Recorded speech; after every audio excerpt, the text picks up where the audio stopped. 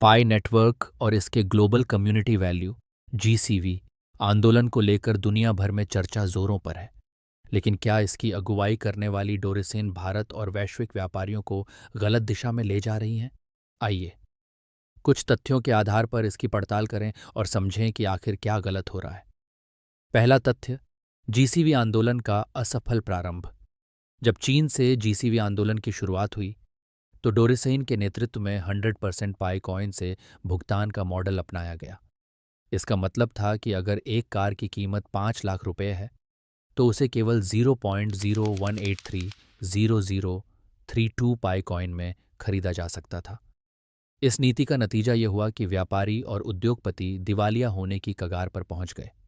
कारण, उनके पास सरकार को टैक्स देने और व्यवसाय चलाने के लिए जरूरी पूंजी खत्म होने लगी। इस तरह डोरिस यिन का पहला जीसीवी कदम पूरी तरह विफल साबित हुआ। दूसरा तथ्य, आंशिक पाई, आंशिक फिएट का घाटे का सौदा। डोरिस यिन ने वैश्विक राजदूतों के जरिए यह प्रचार कराया कि व्यापारियों को आंशिक फिएट, आंशिक पाई भुगतान मॉडल अपनाना चाहिए। लेकिन इस नीति ने व्यापारियों को भारी नुकसान पहुंचाया। उदाहरण के लिए, अगर किसी व्यापारी को पारंपरिक बाजार में 1 लाख रुपए का मुनाफा होता था तो इस मॉडल में उसका मुनाफा 20% घटकर 80,000 रुपये रह गया। व्यापार में 20% का नुकसान किसी भी व्यापारी के लिए असहनीय होता है। नतीजतन भारत और अन्य देशों के व्यापारियों ने इस मॉडल को नकार दिया। कई व्यापारियों को कर्मचारियों की छंटनी करनी पड़ी क्योंकि उनके पास फिएट करेंसी की कमी हो गई। ये दर्द केवल एक व्यापारी ही समझ सकता है, डोरिस यिन नहीं। तीसरा तथ्य, बायबैक रणनीति और अवास्तविक मूल्य। वर्तमान में डोरिसेन ने एक्सचेंज से बायबैक रणनीति अपनाई है, जिसके तहत यह दावा किया जा रहा है कि पाई कॉइन की कीमत 3LS $14,159 प्रति कॉइन होगी। लेकिन यह दावा अवास्तविक और भ्रामक है। विशेषज्ञों का मानना है कि एक्सचेंज में पाई कॉइन का मूल्य इतना ऊंचा सैकड़ों सालों में भी नहीं पहुंच सकता। इसके अलावा डोरिस यिन डुअल वैल्यू की अवधारणा का भी विरोध करती हैं, जिसमें एक्सचेंज मूल्य और पाई नेटवर्क के इकोसिस्टम मूल्य को अलग अलग रखा जा सकता है। यह नीति भी व्यापारियों और निवेशकों में भ्रम पैदा कर रही है। चौथा तथ्य, राजदूतों का अपमान और सर्टिफिकेट रद्द करने का खेल। डोरिस यिन ने कई वैश्विक राजदूतों के ज्ञान को तुच्छ समझा और उनकी योग्यता पर सवाल उठाए। उन्होंने राजदूतों की परीक्षा लेकर उनके सर्टिफिकेट को मार्कशीट के आधार पर रद्द करने का खेल शुरू किया। यह एक अभूतपूर्व और अपमानजनक कदम है।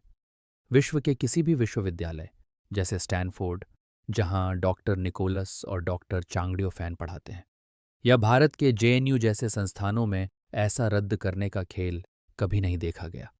यह कदम न केवल राजदूतों का अपमान है, बल्कि पाई नेटवर्क की विश्वसनीयता पर भी सवाल उठाता है। भारत जैसे विशाल बाजार में व्यापारियों के हितों को प्राथमिकता देना जरूरी है। डोरिस यिन और पाई नेटवर्क की कोर टीम को वैश्विक राजदूतों और विशेषज्ञों के सुझावों को गंभीरता से लेना चाहिए था।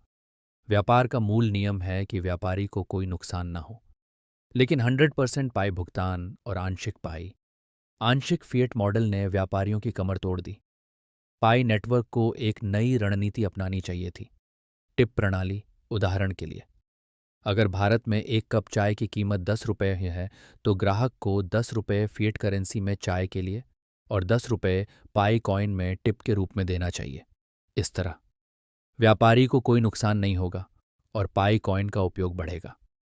ये मॉडल न केवल चाय जैसे छोटे व्यापार, बल्कि कार, मकान, स्कूल फीस, जियो रिचार्ज या सोने की खरीद जैसे बड़े लेन देन में भी लागू हो सकता था। अगर यह प्रणाली अपनाई गई होती तो आज पाई नेटवर्क का इकोसिस्टम 3LS $14,159 प्रति कॉइन पर स्थापित हो चुका होता। डोरिसेन के नेतृत्व में पाई नेटवर्क की नीतियों ने व्यापारियों और राजदूतों को निराश किया है। व्यापारियों के हितों को नजरअंदाज कर और अवास्तविक दावों के साथ जीसीवी को लागू करना संभव नहीं है। पाई नेटवर्क को व्यापारियों के मनोविज्ञान को समझना होगा और टिप प्रणाली जैसे नवाचारों को अपनाना होगा। अगर वीडियो से मिली जानकारी आपको पसंद आई हो तो कृपया वीडियो को लाइक ज़रूर कर लें। वीडियो पर अपना समय देने के लिए धन्यवाद।